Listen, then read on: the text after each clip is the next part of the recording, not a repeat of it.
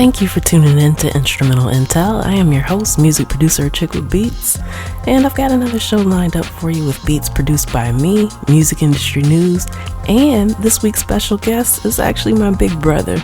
He's a music producer, music artist, graphic designer, and fashion entrepreneur, Shaun Don, and he'll be joining me for Music Culture Conversations. So let's get it started, but before I get ready to drop that beat, let me give a shout out to my home station, Grander Radio out of Grand Rapids, Michigan. Thank you so much for sharing your platform with me. I truly appreciate you. All right, now let's go.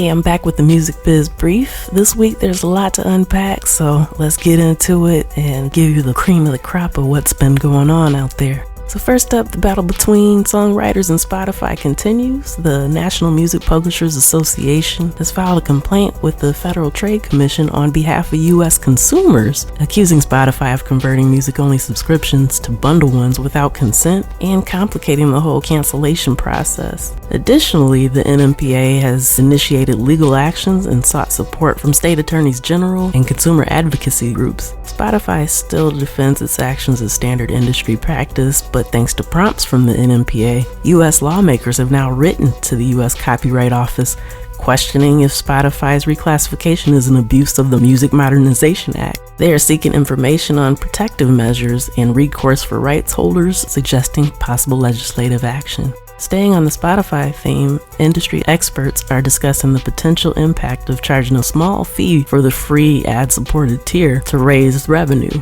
suggesting that it could bridge the price gap between paid and free users. This idea aligns with Goldman Sachs' proposal for evolving ad-supported offerings to boost conversion rates to premium plans. Their hypothetical scenarios examine the revenue impact of introducing such fees and shutting down the free tier altogether in mature markets like North America and Europe.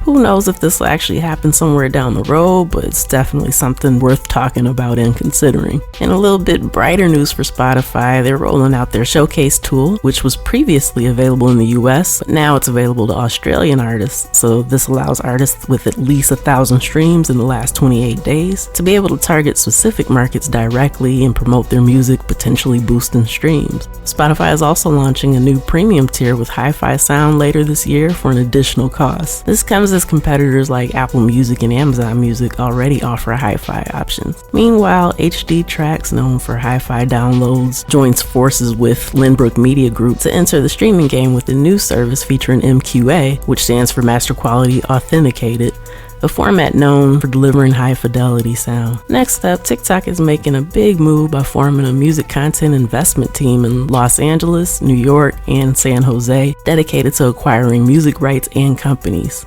So this could definitely shake up the music industry landscape a bit, impacting artists and content ownership. We'll keep you posted on that as more info comes in. On the independent artist front, indie licensing agency Merlin just renewed their deal with Meta, which covers the use of Merlin members' music on Instagram and Facebook. The agreement includes new tools to help fans discover artists and boost the visibility of releases. Another win for independent artists comes as Bandcamp's partnering with Empire. While this directly benefits Empire's artists with new retail opportunities, it highlights the ongoing strength and innovation of Bandcamp as a platform for indie artists to sell directly to fans and build relationships. Independent artists can benefit from understanding Bandcamp's capabilities and considering how to leverage similar tools and features to grow your own careers. Speaking of building relationships, Gig Life Pro, a music industry networking platform with over 1,000 active members in the Asia Pacific region, just launched in the UK and Europe.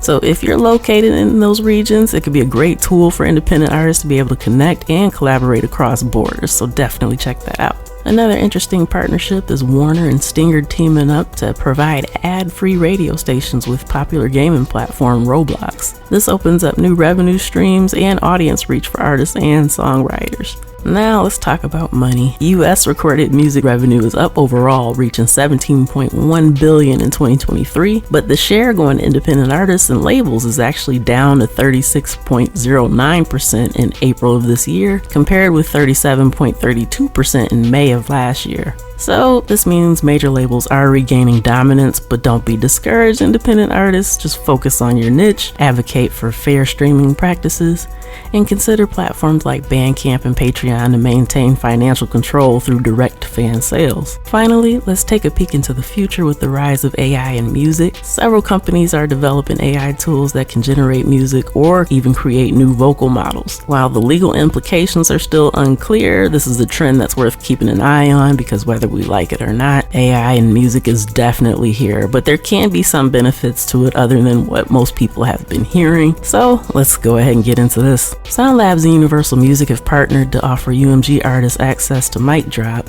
which is a responsibly trained AI vocal plugin that allows artists to create high-fidelity vocal models with their own voice data, retaining full control and ownership, and it's exclusively for the artist's use, not for the general public. ByteDance, which is TikTok's parent company, is investing $2.1 billion to develop an AI hub in Malaysia. The company has secured several patents and trademarks in the US related to music generation and launched AI-driven music-making apps like Moth and Ripple, which can turn a hum melody into a song, and it's also testing an AI song feature for lyric generation. Suno, the AI music generator that recently raised $125 million, is now paying its most popular creators. So what they're calling the Summer of Suno program will distribute $1 million to the top creators with payments based on track popularity. Meta unveiled Jasco, an AI tool that transforms chords or beats to complete songs with enhanced control. Jasco's code and model are set to be released publicly, building on Meta's Music Gen release, reflecting the rapid advancements in AI music technology. Alright, well that's it for this week's Music Biz Brief. Knowledge is power, so stay informed, stay connected, and definitely keep making music. Follow me on social media at Achickwitbeatz for links to some of the stories covered today. And now it's time to take a quick pause for the cause, so stick around and I'll be back with my special guest, my big brother, music producer, music artist, graphic designer, and fashion entrepreneur, Shaun Don, who will be joining me for Music Culture Conversations. Keep it locked.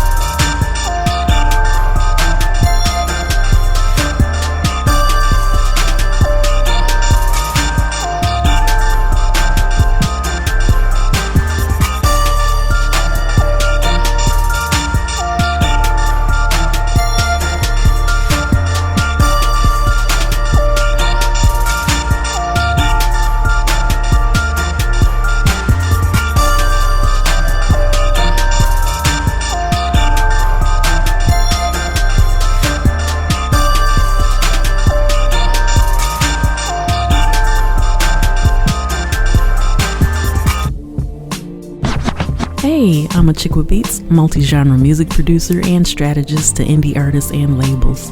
Visit Achickwitbeatz.com for resources for artists and instrumentals in various genres available for songs, vlogs, blogs, podcasts, themes, TV, film, commercials, and more. Once again, that's Achickwitbeatz.com. That's ACHICKWITBEATZ.com. Let's make something happen. Thank you for tuning in to Instrumental Intel. I am your host, music producer Achickwitbeatz, and I'm incredibly excited to announce that I have in the virtual building with me the one, the only Shaun Don, who just happens to be my brother. But he's a very, very talented creative, venturing into so many different things, including music, graphic design, and all that good stuff. So without any further ado, I'd like to introduce to you Shaun Don. And if you could, please tell them a little bit about who you are and how you got into music. Thank you very much for that introduction, little sister. All right. Well, I go by Shaun Don. I'm a graphic artist. I make beats. I have a love for hip hop that's phenomenal. I have a clothing line. It's called Soft White, and also another one called Trench Baby. So just 24 hours a day, I'm running. I barely get sleep. Always hustling. And one of the slogans for the clothing line is all hustle, no sleep. And GFM, God, Family, Money. That's what it's all about. Right, that's what's up. So if you could, how you mentioned that you make beats, because I do want to kind of back up and let everybody know that you introduced me to a lot of hip hop that I didn't really know about. But I remember being young and hearing like one of those first beats and stuff that you made, and I was like, wow, that's my brother, he did that. So if you could kind of talk a little bit about how you got into that and like what's your process for creating. How I got into that was I had started rapping. I can't even remember the year, but I want to say it's 20 years ago. You can say at least 20 years ago. And I was going to the studio spending, I think the guy was charging me, he charged me like $100 for a beat. Then he was charging me $25 an hour for studio time.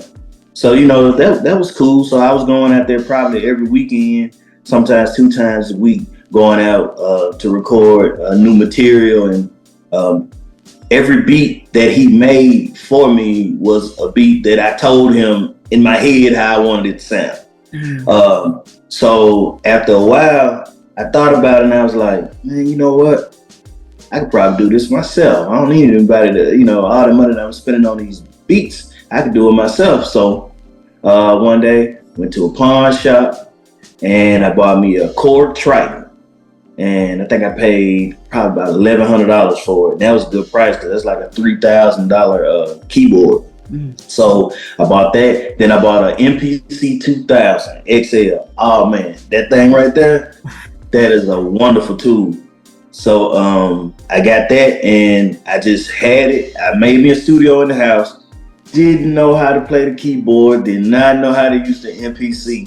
So I had a guy coming down from Mississippi.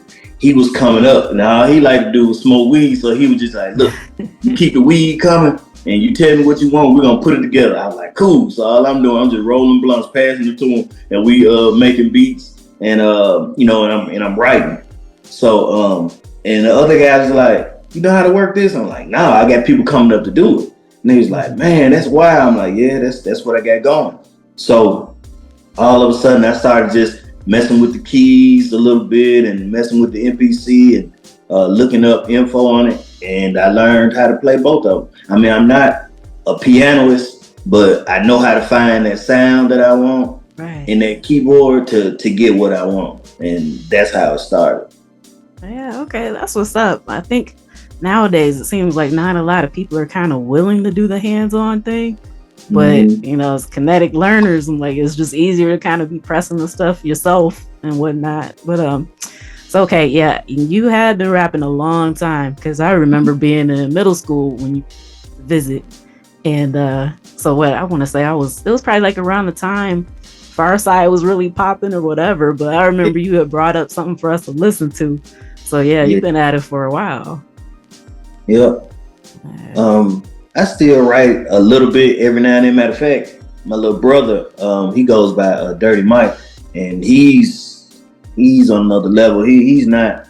He doesn't rap that Southern flow. He has that more like a Childish Gambino, type J. Cole type style. And so he did a song called Escape. I'll send it to you later on. And he asked me to put a verse on there, and I put a verse on it. That was just last week.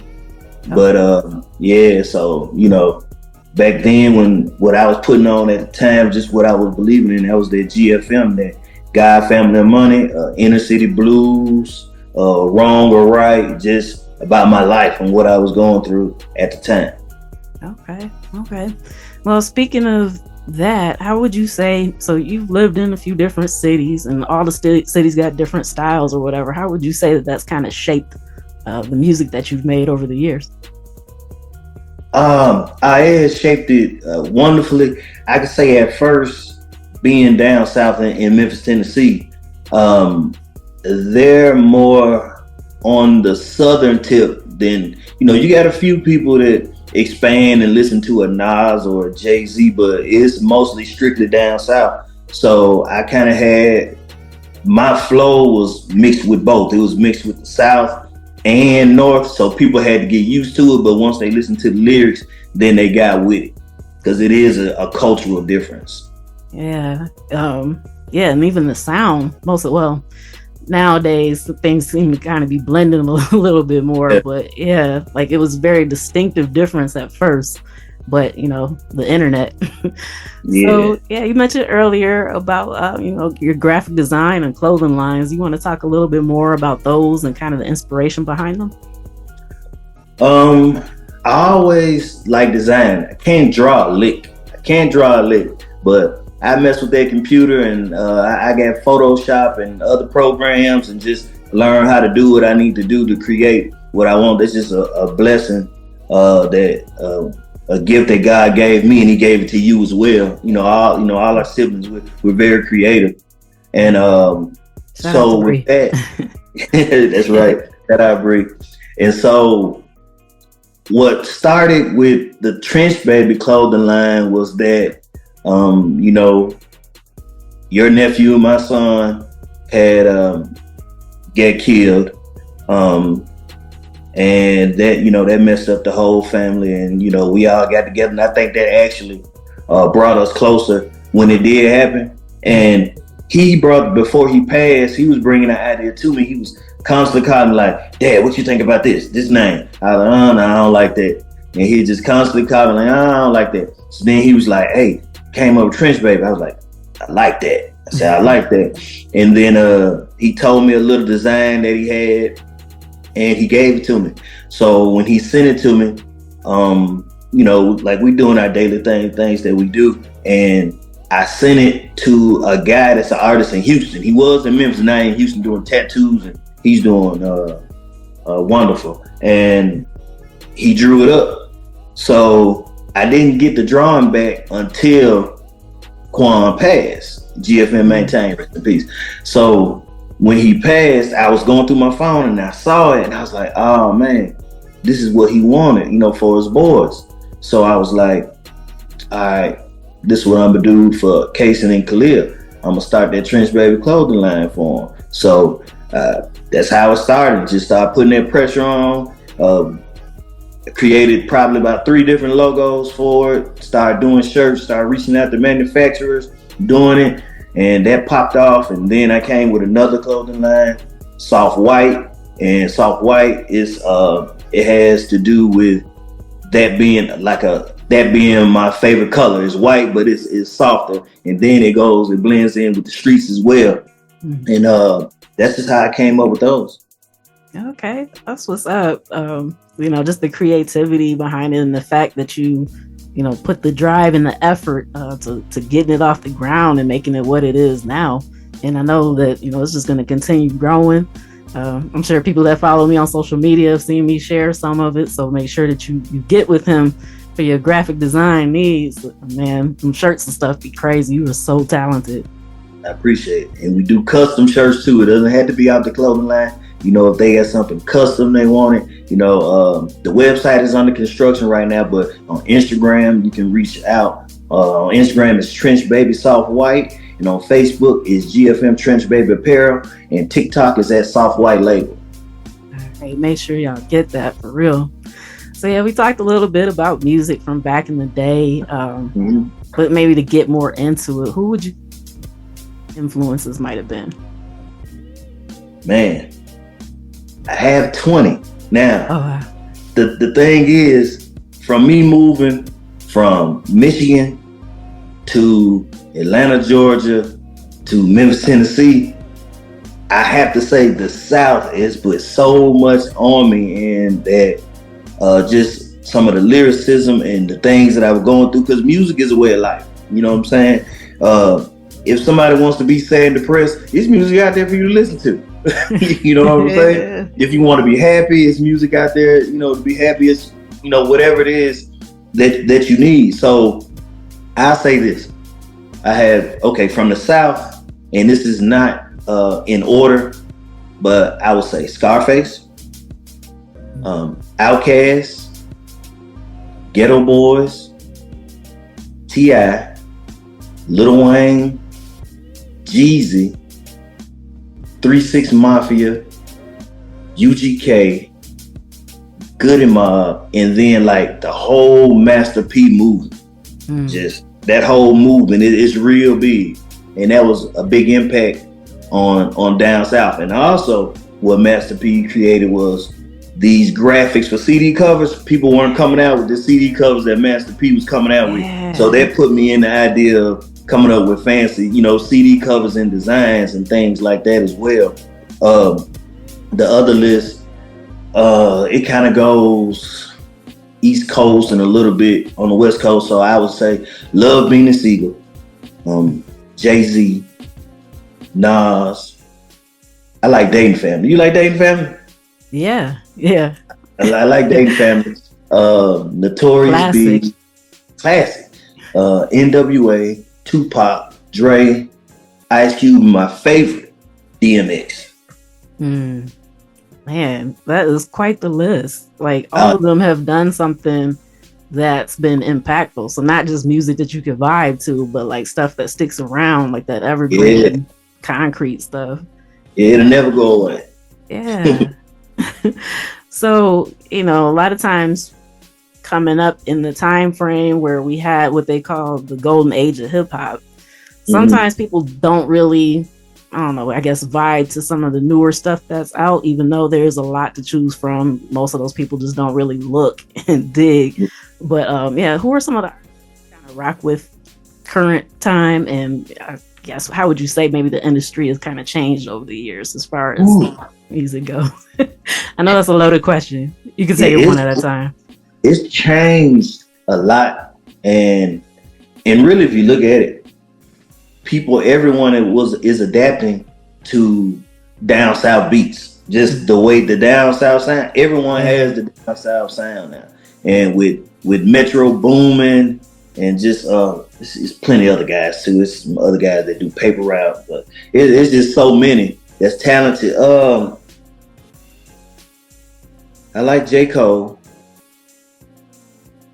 I like Kendrick Lamar.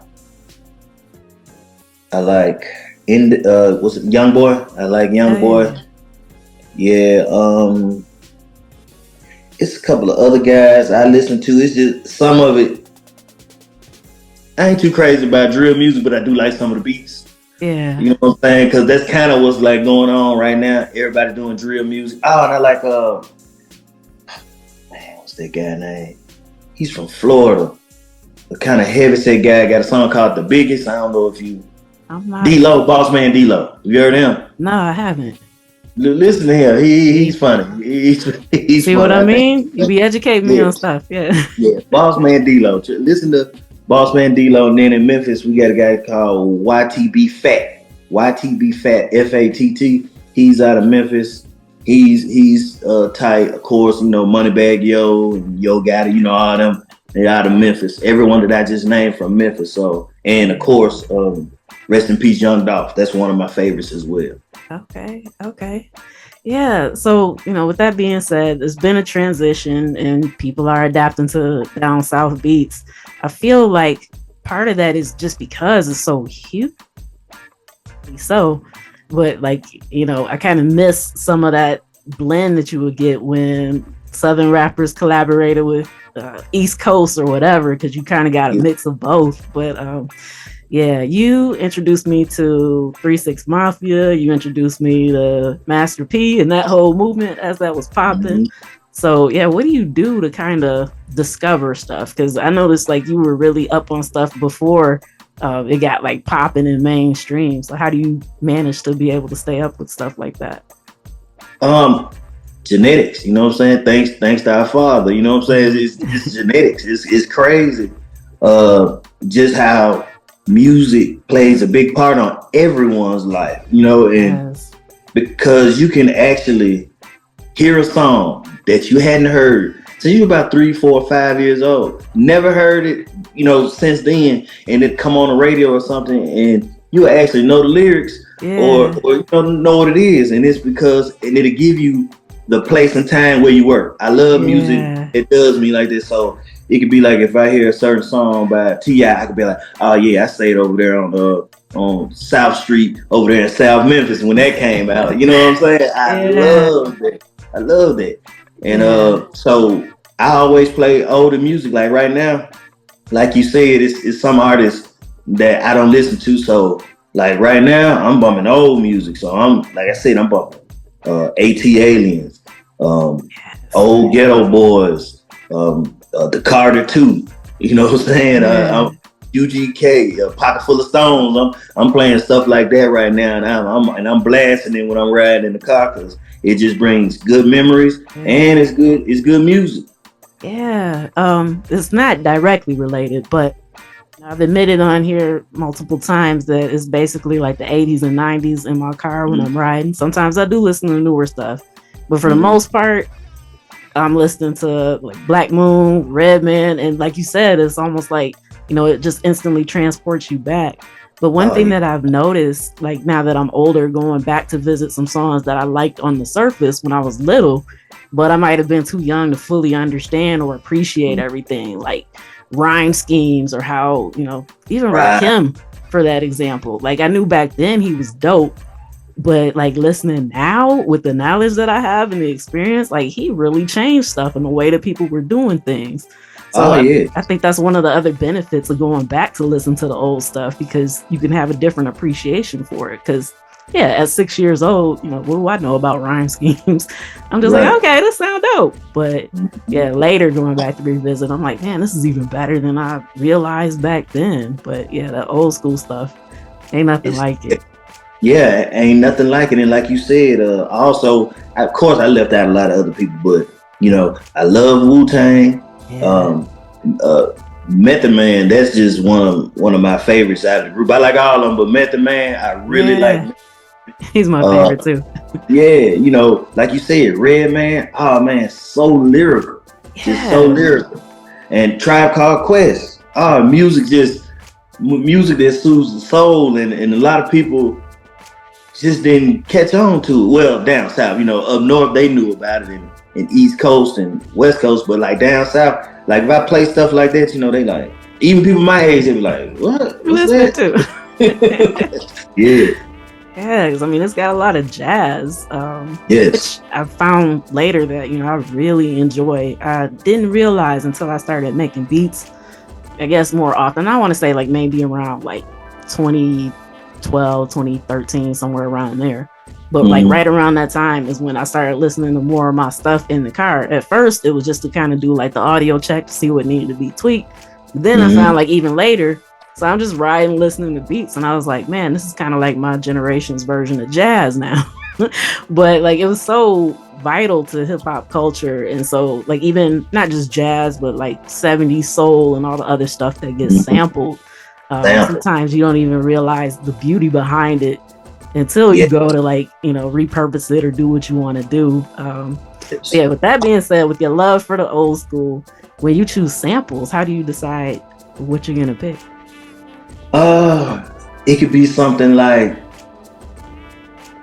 coming up, I loved, as I listen to stuff now, it's just, man, you can just say like I hear some Pandora, I'm on Pandora or something, and I hear an old school song, something from the 80s or the 70s, and I listen to it, and actually sometimes I get a sample of something that just pop in my head, and then I'll find it and create that sample like that. But sometimes I just listen to something old and my mind is always open, so I could be riding in here, man, it could be Prince, Alexander O'Neal, whomever, and I just catch a little part of something and I be like, oh, I'm gonna sample that, and you know, and then I'll get that song and I'll put it in that MPC and I, you know, twerk and try to get what I want out of it, and man, turn it into something nice. I'm actually thinking about getting back into beats more than I used to. Okay. Yeah. I mean, for me, it's therapeutic.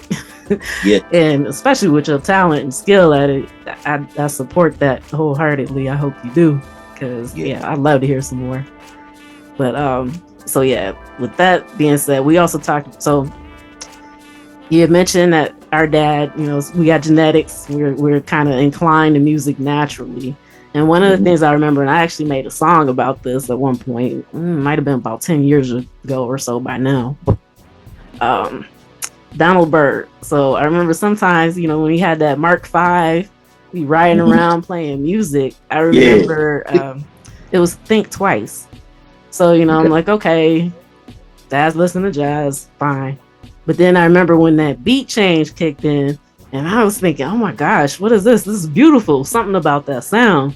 And it was the same one Tribe sampled for Footprints, the same one that Lisa and Cult Jam used for Let the Beat Hit 'Em, and who else? Main Source Looking at the Front Door. So it's like once I started hearing those songs, it kind of gave me those flashbacks. Like, yeah, I remember being in the car, like hearing this. And so, yeah, even listening to those songs, like it automatically gave me those good feelings of being little, you know. No stress, no worries, no bills. Yeah, I'm not gonna say no bills. No bills. Yeah, that's a beautiful thing. Yeah. Oh yeah, music is, like you said, very therapeutic. It's a wonderful thing, and like you said, bring back memory. That's why also one of my favorite movies is The Wood, because it shows the childhood, and if you know people paid attention to it. The music that they played, you know, it took you back to like, okay, I was doing at the time, because when they were the older them, they would go back, and every time they went back, they played a song. And so it set you back and be like, oh man, yeah, I remember that. I was doing this at that time, or you know, so it's cool. Definitely. And since you mentioned movies, like soundtracks used to be such an incredible thing, and I don't think they really do them the same way that they used to. But not so like they used to. Right, like back in the day, that was a great way to get a variety. Like if you didn't want to, you know, just so you know, teenager, I ain't really have a whole lot of money. Like my whole check might have been $30, and so to spend like more than half of it on a CD or tape, like it had to be good, and that was one way I could make sure that I had the variety. But you actually took me to get the I'm About It soundtrack. And that was actually the first CD that I had owned, like from that camp back then. But see, I forgot all about that. And look, but when you mentioned it, I know exactly where I was thinking. I was thinking the bad neighborhood in North Memphis on 7th Street. That created, you know, and Master P did that movie. You know what I'm saying, about that soundtrack. You know what I'm saying? So it was just, like I said, he did a lot for music, you know. And, you know, he had like the best deal nobody ever had. He had the deal to where with Priority, he got 85% and Priority only got 15. Yeah, that's practically unheard of. Very few people can get deals like that. Yes, a lot of people don't know that, but that's what happened, and you probably won't see that again. Yeah. Because I'm quite sure they realized, man, he got us. Yeah, because I mean, you know, distribution typically is the hard part, and to just give up 15% for that, like that's nothing. But that's another reason why it's so important to kind of study the people that came, you know, ahead of you as an artist, because I think that's why a lot of people are getting stuck in these bad deals now. without doing the research to find out that the stuff could be available one way or another. And especially like even the 360 deals, like terrible. I mean, yeah. Terrible. And treating artists like slaves.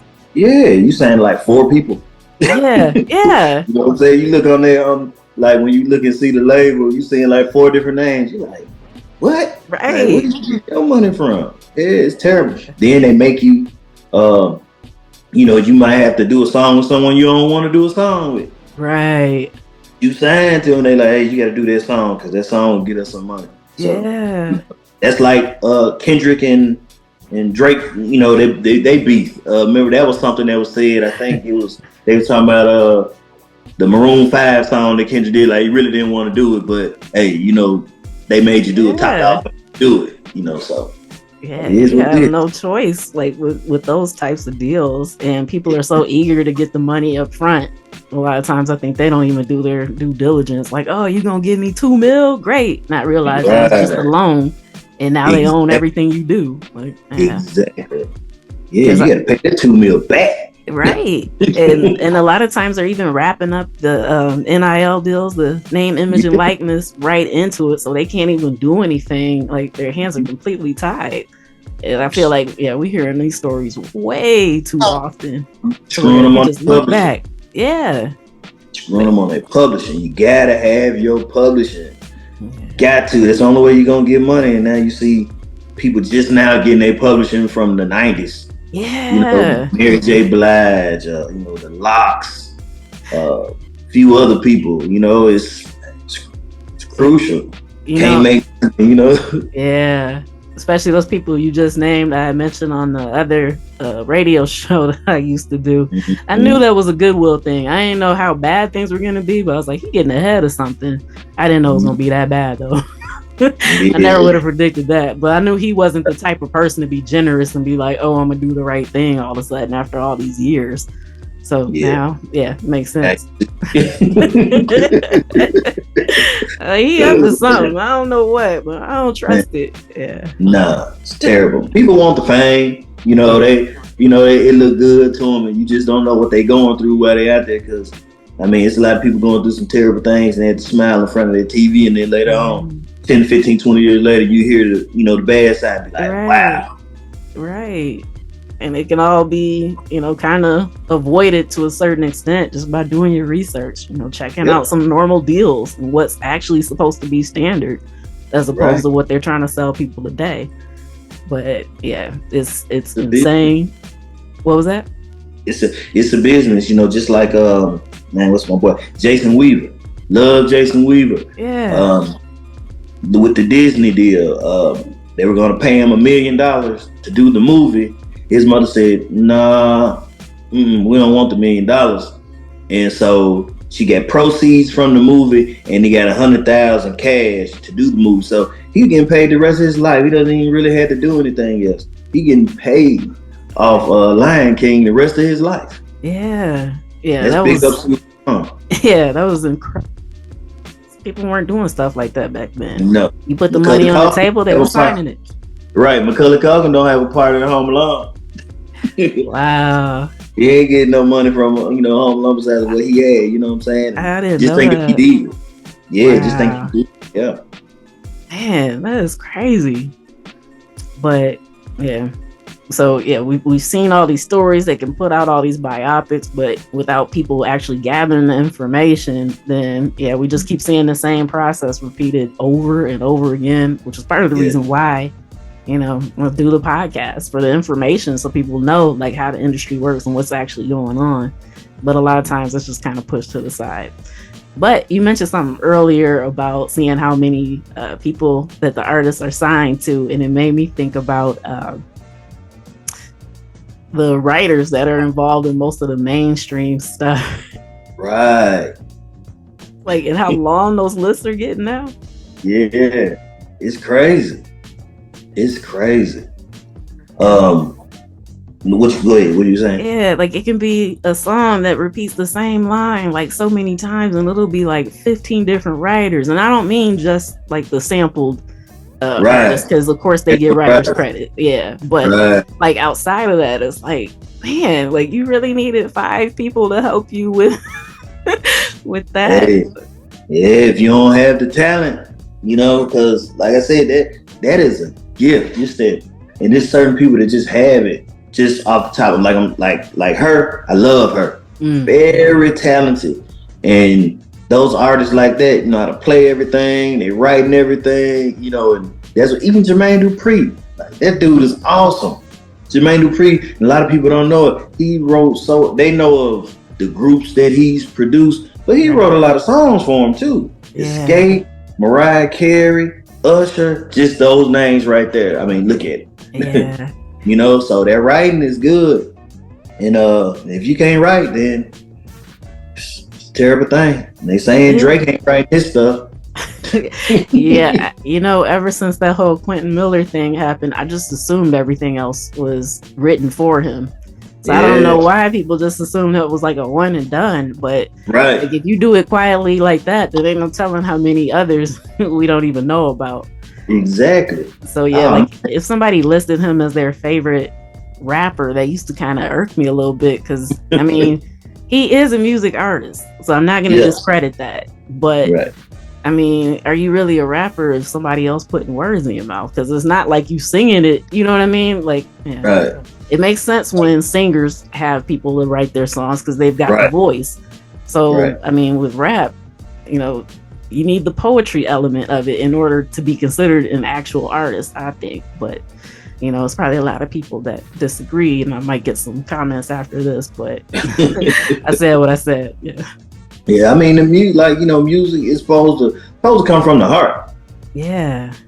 So like if I don't know, it's kind of like you said, you might get, somebody might say something to us about us saying it, but sometimes I can't understand a little bit if, I guess in a song, you can tell them, you can pour your heart out to them, and then that person write it for you. But it just seems like it's more passion when it's from you. Yeah, that is true. Because it almost just, you can connect with it a little bit more because it feels authentic. And when it's not your words, then that makes it not so authentic. But I've had that complaint for years. Nobody listened. I got called a hater until now. So that was part. I was so excited about the beef. I'm like, now everybody's saying what I've been saying, and used to, you hating? Like, no, it's just a fact. I mean, you can like who you like. Everybody doesn't have to like your favorite artist. That doesn't mean anything about you, even though they take it as a personal attack. But it's a passion thing. As I just thought about it, I had got into it. Like, I had got to where, like, Lil Wayne wasn't writing anything. So I had got to where I still wrote, but what I was doing was I had a 9-to-5. I was driving a forklift for a paper company, and I would think of lyrics. So what I would do is just keep running them back in my head. Just keep running back in my head till break time. So like when I go to break, I'm like writing 16 bars, which you don't hear anymore. Now it's 12 bars, 2 verses, 4-bar hook. You know what I'm saying? 2 minutes. You know what I'm saying? Back in the day, a song was at least 4.5 minutes, at least 3.5 minutes. But for sure, it was like we was giving you 3 16s, and 3 16s, man, that's a lot to write. 3 16 bars, verses, and to have a nice song. But that's what you had to do back then, and so now, they changed to where you don't, have to do that. But so I got to where I was remembering my stuff. So, and even if I did write some of it down, as I wrote it down, I would remember it. So I had guys that wanted me to get on songs. So just say, had a guy, he called me, his name was Hurt. He called me, he's like, hey, I got this song. I want you to be come to the studio tomorrow, 4:00. I'm like, all right, I'll be there. Send me the song. He sent me the song. He like, do the hook too. I need you to do a hook too. I'm like, okay, do the hook, do my verse, get to the studio, me, him, and another cat that he knew. So we get in the booth. I'm in the booth. He said, where where your paper at? Where you know? I ain't got no paper. It's all right here. He said, man, how you do that? I just called you 11 o'clock last night. It's 4 o'clock. I said, hey, it's just how it's going now, man. I said, it's just a passion. When it's a passion, it's coming like that. It's like you won't have to do certain things. You won't have to, if you anything, you jotting down notes. That's it. Other than that, man, you going in there and you deliver. Right. That's what's up. Yeah. Now, my memory doesn't work that way, but yeah. You got a point. Yeah, when I had first started, actually, I wouldn't even call myself a rapper when I started because I felt like I was just a poet doing stuff over beats, and that was kind of how it was. I tried to make sure that it was a little more fluid, so that way it didn't feel like I was, hitting every line, exactly with each bar. But then, as I got a little more comfortable with it, so what I would do would be I'd write it, I'd record it, and then I'd like ride around listening to the recording until I memorized it. So yeah, it took me a while to be able to do that. Yeah, but even so, music is awesome, by the way, too. What was that? I say your music is awesome, by the way, too. Oh, thank you. Yeah. I mean, your singing, your rap vocals, your beats is phenomenal. Nothing sounds like it. You keep doing what you're doing. Thank you so much. I appreciate that because I am so self-conscious, especially about my singing voice. So when you sing me that song, can't think of that. I don't know who that guy. Oh yeah. Try Diggy. That, when you sent me that, I was like, hold on. You did that. It sounds so good. Thank you so much. I appreciate that. Oh, most definitely. So yeah, I see our time is winding down, counter's going. So before we, close this out, I want to make sure that everybody knows all your socials to follow you on and how they can stay in touch with what you've got coming up and make sure that they can support everything you're doing. Okay. On Facebook, my personal page is GFM Shaun Don. GFM Shaun Don. And for the clothing lines, that's going to be Instagram, which is Trench Baby Soft White. And for Facebook, for the clothing line is GFM Trench Baby Apparel. And for TikTok is at Soft White Label. So yeah, they can reach me on anything, anything on either one of those, and I respond back quickly. All right. Is there any final thoughts or anything that you want to leave the listeners with, or any shout outs you want to give? You can do it now. Man, give shout outs to our Father. Yes. You for doing what you doing is wonderful. You keep doing it. It's a blessing. And to our sister Bree, our cousin Destiny, I'll see him next week because I'm going to the Javante Davis fight in Vegas. So I'll see him then. I think Bree gonna try to come up on Saturday and see us. So shouts out to your mother. Tell her I said hello. I will. And we're gonna have to get that other podcast going about the sibling rivalry. About the movies. We're gonna have to get that started. Everything starts from you have to either write it down to keep it alive, and that's why I did that little video that I sent y'all with the popcorn and the pictures. That's the start of it. And we're gonna have to do it because I think it'd be wonderful because we always calling each other about TV shows and movies, and oh man, so I mean we might as well do it. Sibling rivalry coming soon. Yes, absolutely. All right. Thank you so much. And I can't wait to have you back again. This is just part 1. All right. I love you. I love you too. All right. That does it for this week's edition of Instrumental Intel. I've been your host, music producer Achickwitbeatz, and I hope you found this episode both entertaining and educational. Once again, I'd like to thank my home station, Grander Radio, out of Grand Rapids, Michigan. And I'd like to thank you for tuning in. Join me next week. Special guest Danger Mental will be dropping in for a chat from pause tapes to present day, and it'll be a great time. So until next time, tune in, tell a friend, and I'll see you then. Peace.